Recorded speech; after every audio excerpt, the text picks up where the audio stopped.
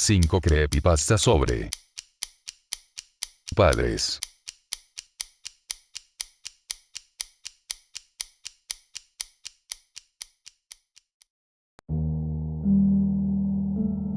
Mi padre era un pintor. Desde el momento en que fue capaz de levantar un pincel, mi padre era un artista. Rojos y azules manchaban las puntas de sus dedos, amarillos marcaban su mejilla y su camisa estaba deslustrada por tonos de verde pastel. No era ningún secreto que el hombre tenía un talento sin precedentes desde Monet o Da Vinci. Albergaba cierta agonía en su interior que solo podía liberar arrastrando pintura en un lienzo. Era atormentado. Era un desquiciado. Era hermoso. Mi padre era un collage de sentimientos y colores que mi madre nunca pudo domesticar, pero que perseguía de todas formas. A él le gustaban los lienzos. A ella le gustaban los proyectos. Desde el momento en que mi madre posó sus ojos en ese hombre loco y retorcido, supo que quería convertirlo en algo más hermoso de lo que cualquiera de sus pinturas podrían llegar a ser. Pero es difícil perseguir el viento. No puedes capturar algo que siempre está justo fuera de tu alcance. No puedes detener a un hombre que solo es frenado por sus propios demonios internos. Mi padre era un pintor. Los pintores nunca son normales. Constantemente pasaba batallando entre la realidad y algo que está más allá de lo que nosotros podemos ver en este plano. Sus ojos marrones veían algo que mi madre nunca iba a conocer y que yo nunca podría tocar. Quizá las pinturas que creaba eran reflejos de lo que veía cuando su mente se nublaba. Nunca lo sabré. No soy mi padre. Fue solo hasta que yo nací que comenzó a estabilizarse una vez más. Era capaz de ser normal cuando era necesario. Las marcas de pintura desaparecieron de la tela de su vestimenta y fueron reemplazadas por camisas de cuello y cinturones que abrochaban pantalones seleccionados por mi madre. El fuego en sus ojos se había ido y fue reemplazado por un nuevo deseo, el anhelo de ser un buen padre, el anhelo de amar, el anhelo de pintar mis emociones y esculpir a una niñita de la que pudiera estar orgulloso algún día. Me han dicho que fui el proyecto en el que más se había esforzado. Con base en las fotografías de la repisa, nunca habrías adivinado que el hombre con una sonrisa cegadora era algo más que un padre regular. Se escondió detrás de anteojos finos y ya no veía al mundo con ojos mágicos. Pero el fuego en su interior no se disipó. Lo vi cuando me sostuvo por encima de su cabeza, impulsándome por la cama y haciendo que una risa erupcionara de mis labios. Me sentía como si pudiera estirarme y envolver mis dedos alrededor de la esquina de una estrella, bajándola hacia la tierra para regalársela a él por todo lo que me había dado. Habría brillado tan intensamente como los ámbares en sus ojos. La llama en su corazón nunca fue extinguida, simplemente estaba esperando. Pero eso era durante el día, luego de que el sol se deslizara detrás de los precipicios y de que la luna resplandeciera como un foco que Dios había encendido en el cielo, mi padre comenzaba a pintar de nuevo. Después de todo, nunca abandonó el hábito. Un artista no puede contener tanta pasión en su interior sin simplemente explotar. Tenía que liberar el fuego de alguna forma. Así que había vuelto a crear sus obras. Pintaba con palabras. Pintaba con puño. Pintaba con los lienzos de los que era dueño. Yo presionaba mi cabeza bajo mi almohada y me cubría mis oídos con las manos. Me decía a mí misma que todo terminaría pronto. Que un artista solo necesita ser sí mismo. Mi madre nunca me hablaba acerca de esas noches. Cuando le preguntaba por qué mi padre le manchaba la piel con tanta pintura roja, siempre había un miedo oculto detrás de sus iris. ¿Por qué el púrpura era tan vívido? ¿Y por qué trataba de ocultar las pinceladas con maquillaje barato que no podía aplicarse tan nítidamente como él podría? Me decía que mi padre estaba demasiado roto como para ser reparado. Alegó que no puedes recuperar la alegría de algo que solo escucha a las voces oscuras de su mente. Mis preguntas se quedaron sin respuestas. De todas formas, mi madre siempre dejaba de hablar cuando él entraba a la cocina. A veces, mi padre me volvía a ayudar a tocar las estrellas y surcar el cielo nocturno como un astronauta, pero siempre se olvidaba de amortiguar mi descenso. Solía pensar que mi padre era mágico por ser capaz de pintar mis brazos sin siquiera tocar mi piel. Era un truco especial que solo hacía para mí. Ocasionalmente, yo también era una pintura de dedos. Pero las pinceladas en mi piel llegaban muy por debajo de mi cintura. No importaba que tanto refregara mis muslos, no parecía que las manchas pudieran ser removidas. Había un precio que pagar por la belleza, pero estaba satisfecha con poder contribuir a la genialidad de mi padre. Un martes desperté para descubrir mi padre quería que lo ayudara. Tenía un nuevo lienzo y nuevas pinturas que mi madre misma había conseguido para mí. Mi padre sostenía pinceles remojados y listos para que los tomaran mis pequeñas manos y coloreara al mundo con ellos. No tomó mucho para convencerme de que me levantara de la cama. Él era mi héroe. Yo solo quería complacerlo como él había soñado que un día lo haría. En realidad, dejé de necesitar los pinceles después de un tiempo. Era más fácil hacer espirales como la noche estrellada usando mis dedos. Además, ya me había manchado las manos lo suficiente. Siendo una niñita, no era tan coordinada como habría querido. No compartía la misma elegancia que mi padre tenía. Sus manos podían moldear la tierra si él quisiera. Así que imité los movimientos que lo había visto hacer en sus lienzos. Me esmeré en la obra, observando los trazos vibrantes siendo definidos por las yemas de mis dedos y los bordes húmedos goteando delicadamente. No tenía el talento de mi padre, pero la imagen que había creado seguía siendo bella. Era un nuevo tipo de arte que aún no había sido inventado. Simplemente lo sabía. Mi padre se tuvo que ir a lavarse las manos. Especificó que volvería dentro de unos minutos. Tomó siglos antes de que la policía me encontrara ahí, una niñita de mirada amplia y manos rojas, preguntando a dónde se había ido su padre. Mi cabello estaba arreglado en trenzas sucias y mi nariz tenía una pizca de escarlata en la punta. Moretes púrpuras y negros acurrucaban mi espalda y brazos como mangas. Los hombres se quedaron de pie y comenzaron a bajar lentamente las entrañas de mi madre. No dejaba de preguntarles qué había sucedido. No me decían. Solo me pidieron que me alejara del cuerpo y que fuera con ellos. Que todo estaba bien. Ese hombre hermoso y retorcido había dejado atrás dos esculturas. Una se llamaba asesinato, la otra se llamaba suicidio. Yo lo había ayudado con la primera, pero creó la segunda a mis espaldas. Fue como una pequeña sorpresa que había guardado para mí, pero no pude volver a verlos. Fui llevada a un lugar lleno de niños sin padres, algo que yo no era, y fui abandonada en un mundo sin arte. El último regalo de mi padre para mí fue una soga alrededor de su cuello. Mi padre era un desquiciado. Mi padre era un asesino.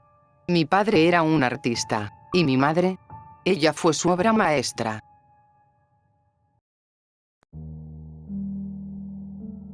Arlequín.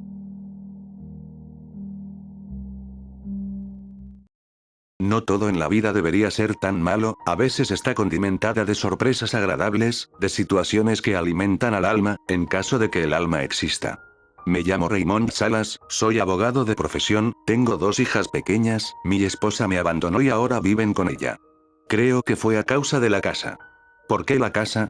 Bueno, no es como cualquier domicilio que se les venga a la mente. Esta tiene vida. Sofía y yo nos casamos en el verano de 1998, fue precedido por un noviazgo de 6 años. La conocí en el campus universitario, ella estaba más interesada en la criminología y yo en la materia fiscal, pero desde que la vi supe que nuestras vidas se entrelazarían, y no me equivoqué, hasta ese punto. Vivíamos en un departamento pequeño cerca del campus en donde nos conocimos, después nos mudamos calles más abajo a un lugar amplio y barato. Fue una ganga, un golpe de suerte. Ven. Se los dije, no todo en la vida debería ser tan malo. Fue después de vivir juntos y descubrir que nuestra relación podría sobrevivir bajo el mismo techo, que decidimos casarnos. Fue una boda sencilla, con la familia de ambos y los amigos más cercanos.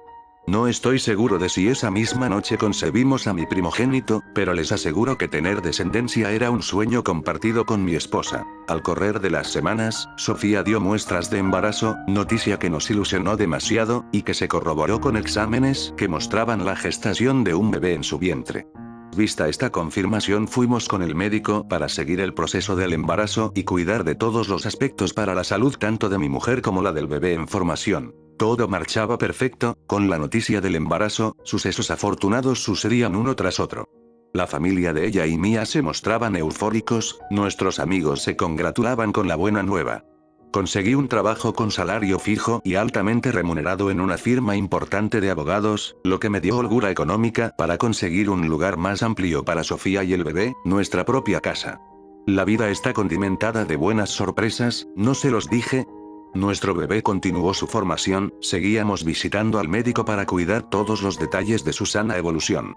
Sofía ya cumplía 5 meses de embarazo, el bebé no se dejaba ver del todo y desconocíamos su género. A veces creíamos que era niña, pero las imágenes emitidas por las sonografías no eran muy claras. Con preocupación el doctor nos comentaba que el bebé perdía peso. El riesgo era alto, no solo de perder al bebé, sino de que mi mujer muriese a causa de las complicaciones del parto. Mi esposa ingresó de urgencias al hospital una noche en que el cielo se caía a pedazos. Ella describió en nuestro hogar un fuerte dolor dentro de su estómago, pensó que el bebé le rompía las entrañas. Sufrió una ruptura prematura de membranas, derramándose el líquido amniótico que rodea a la criatura. Algunos estudios de ultrasonido se le realizaron en los siguientes días en que ella estuvo internada, esto ante la sospecha de una anomalía en el producto. No fue sino hasta el 5.º día que en el estudio ecográfico se pudo observar una malformación facial al nivel de sus órbitas oculares y en la región de su nariz, así como en manos y pies. Mi mujer se salvó, el bebé también, pero no del todo. Había nacido prematuramente y con una complicación, una mutación genética derivada de la herencia de 2 genes defectuosos, lo que en términos médicos llaman recesivos autosómicos. Sofía y yo portamos ambos genes, qué fortuna. Esto genera en el producto problemas cutáneos, hace lucir a su piel con grandes escamas, como si estuviera cuarteada, con un rojo prominente entre las grietas. Los párpados salen volteados y carnosos, sus labios son excesivamente hinchados, lo que le da una apariencia de sonrisa burlona como la de un arlequín. Precisamente el síndrome se llama ictiosis arlequín. El bebé aún luchaba por vivir, verlo fue el derrumbe de mis sueños ante el ideal del hijo que toda persona desea tener. Mi mujer estaba en un estado catatónico, los médicos le intentaban explicar acerca de esta malformación, cosa que nunca pudo asimilar. Después de todo, el bebé sí terminó matando una parte de ella. El recién nacido feneció a las 2 semanas por complicaciones respiratorias. Regresamos a casa cuando dieron de alta a Sofía, que fue casi el mismo tiempo de vida del niño. Había sido niño, nunca nos preocupamos por pensar en un nombre. Todas las noches mi esposa despertaba llorando a causa del parto fallido. Pesadillas inundaban su pobre mente, la imagen del malformado bebé la atormentaba, la llenaban de horror. Mi mujer requirió ayuda profesional para salir de tan miserable situación, y en las muchas visitas al terapeuta, le comentaba a este que soñaba con un arlequín adulto que salía de entre sus piernas, que la observaba con una mirada acuosa y con una sonrisa que mostraba afilados dientes babeantes. Pasaron más de 10 años del suceso del bebé arlequín. Nuestro matrimonio se deterioró, ella me abandonó un par de veces, abusó constantemente de los fármacos recetados. Pero mi amor por ella fue muy grande, y no pensé en verme derrotado por ninguna vicisitud. Me casé con ella para toda la vida, y con muchas más penas que alegrías, la lograba retener. Era su doctor improvisado y esposo, su psiquiatra y compañero marital, y dentro de esas pocas alegrías, de esos buenos momentos entre nosotros, Sofía volvió a quedar embarazada. No fue alegría lo que nos embargó, fue un horror que apretaba nuestros pechos ante este nuevo frente. Con un antecedente como el que vivimos, sabíamos que éramos portadores de genes fallidos. ¿Qué hacer? ¿Qué harías tú? La primera noche que supe la noticia, tenía la prueba de embarazo en la mano. La contemplaba, la odiaba, pensé en el aborto como primera opción, no sé si en las condiciones en que Sofía se encontraba y ya en edad avanzada sería peligroso para su vida. Mientras más me sumergía en ese pensamiento, volvía a mí el recuerdo del primer bebé, con la imagen de su piel asemejando superficies áridas y agrietadas, los chillidos que escapaban a través de sus labios hinchados y a punto de explotar en una erupción de masa viscosa, pero sobre todo, sus ojos, ocultos entre la carne de sus párpados desnudos. No podríamos soportar otra experiencia como esa. Es entonces cuando el crujir de las paredes de la casa me regresaban de las profundidades de mis pensamientos. Un ambiente pesado y fúnebre se sentía en la sala de estar, y ahí lo escuché. Es un llanto ahogado, un alarido que me hiela la piel. El ruido proviene del cuarto matrimonial. Me dirigí con pasos torpes y prontos a la alcoba.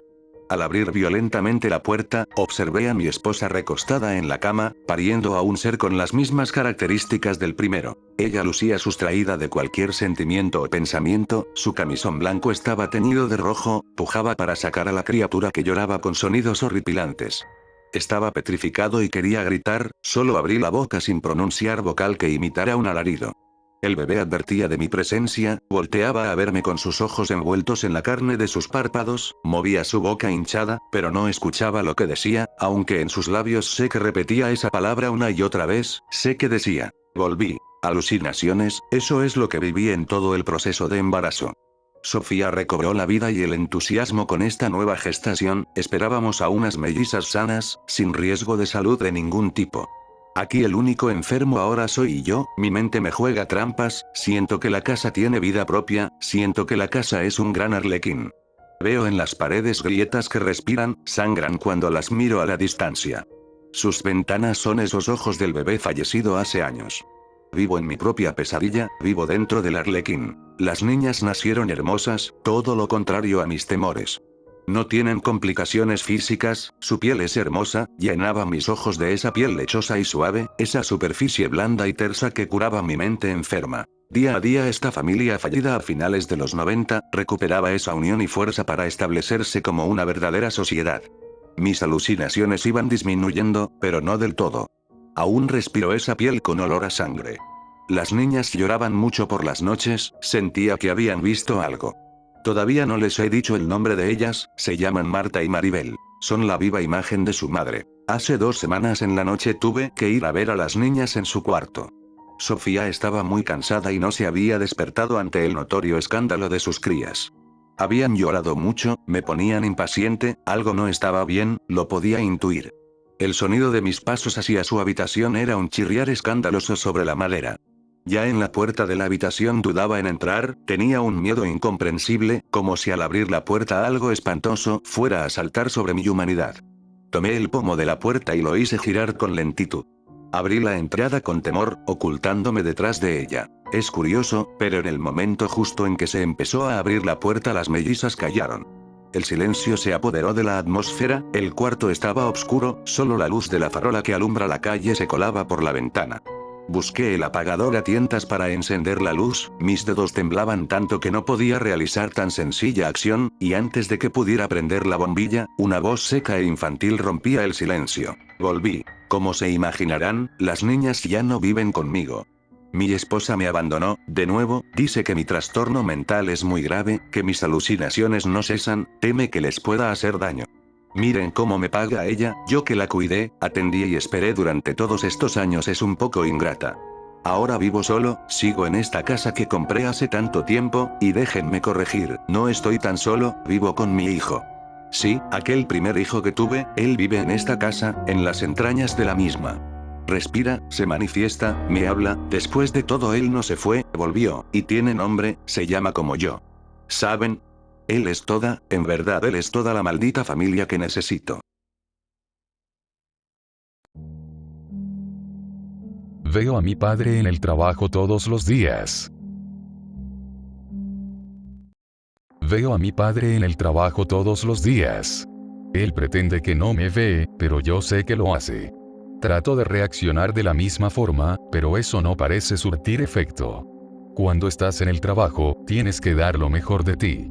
Así que hago mi mejor esfuerzo por hacer lo que se supone que debo hacer. Puedo sentir su mirada. Bien. Quiero que vea cuán diferente soy de él. No estoy en tu sombra, soy mi propio ser. Sé lo que se están preguntando. Los demás saben que es mi padre. La verdad, es difícil de decir. Si no lo saben, no tengo ninguna intención por corregirlos. Si lo saben, entonces no hay nada que pueda hacer al respecto. Todos estamos bajo la sombra de nuestros padres durante la mayor parte de nuestras vidas, sea que lo queramos o no. En algunos casos, simplemente sucede que es más evidente. Nuestros padres nos ayudan a definir quiénes somos. Solo es cuestión de si sigues su ejemplo o de si corres tan rápido como puedes en la dirección contraria. Por ejemplo, si tienes un padre adicto a las drogas que acaba de asesinar a una pareja recién casada, a quienes encontró varados a la mitad de la carretera, cuando tú apenas tienes 10 años, eso puede hacer que desarrolles la tendencia a perpetuar un tipo de violencia similar. O puede motivarte a que te conviertas en un guardia de prisión, para que te puedas asegurar de que él y otras personas parecidas no puedan herir a nadie más. Y yo solía hablar con los muebles. Crecí en un área donde las propiedades son tan grandes y las familias tan adineradas, que construyeron mansiones y muros encerrándose a sí mismas en sus paraísos privados, nunca interactuando con sus vecinos excepto por una rara coincidencia. Fui educado en casa hasta cumplir los 7 años, que es cuando se acaba esta historia. Pero primero, empieza a los 4 años, edad de la que tengo el primer recuerdo de cómo era mi infancia. Cuando era niño pensaba que estar aislado en la propiedad de tu familia era lo que todos los niños hacían. Cada vez que mis padres salían, yo les pedía ir con ellos, pero ellos negaban con la cabeza, explicando que solo los adultos salían de casa. Aparte de esto nunca pedí juguetes o cosas, así que desarrollé lo que mis padres describían como una imaginación salvaje. Empecé a entablar relaciones con los muebles de casa, conversaba con ellos a todo horario y les puse nombres a todos y a cada uno de ellos. Mis padres parecían disfrutar mi imaginación más y más, incrementando dramáticamente la cantidad de muebles en la casa. Mi padre siempre se había considerado a sí mismo como un manitas, alguien con la habilidad de trabajar con las manos, y a menudo me comentaba acerca de su gusto de construir cosas y de cómo había creado algunas de sus piezas. Y así pasaron 3 años de profunda relación emocional que desarrollé con los muebles de mi casa. Arnold era el sofá del living que parecía moverse de arriba y abajo según me reclinaba encima de él para leer libros. Sofía era mi cama que se movía suavemente meciéndome de un lado a otro para que me durmiera, a veces podía incluso oírla tararear delicadamente. Cuando posaba mi cabeza en el escritorio de mi cuarto, Claudio podía escuchar las pulsaciones de mi corazón. Constantemente hablaba con María, una silla bastante pequeña que era muy receptiva conmigo, quien hacía sonidos y vibraciones extrañas de forma espontánea. Pero por encima de todo yo le tenía mucho cariño a Leonel, el sofá grande y también el más suave de toda la casa, el que parecía imitar mi respiración. Todos los muebles eran tan suaves, tan cálidos y vivos para mí. Es curioso lo rápido que pueden cambiar las cosas. Era un lunes, mi 7º cumpleaños y mis padres estaban en su taller construyendo un nuevo mueble como regalo. Una mujer se había perdido conduciendo a través de la ciudad y, aunque nuestros portones estaban bien cerrados, de alguna forma se las arregló para pasar. Llamó a la puerta y yo me sobresalté, ya que no había oído a nadie acercarse a la casa nunca antes. Cuando abrí la puerta su expresión se desfiguró de horror y espanto. Ella vomitó de repente, supongo que fue por el nauseabundo olor que desprende mi casa, aunque ya me había acostumbrado.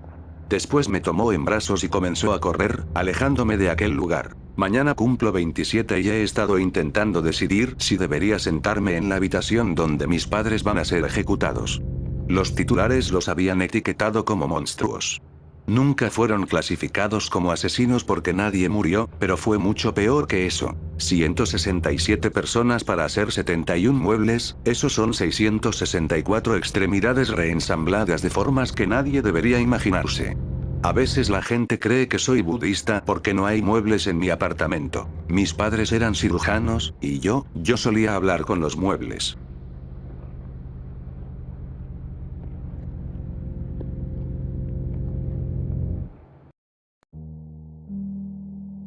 Cronómetro.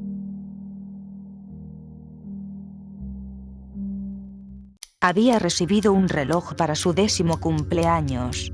Era un reloj de mano de plástico, común y corriente en todos los sentidos, con la excepción de que iba en cuenta regresiva. Esta es la cantidad total de tiempo que te queda en el mundo, hijo. Úsalo sabiamente. Y, en efecto, lo hizo.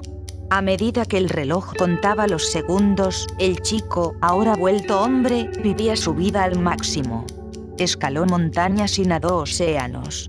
Conversó y rió y amó.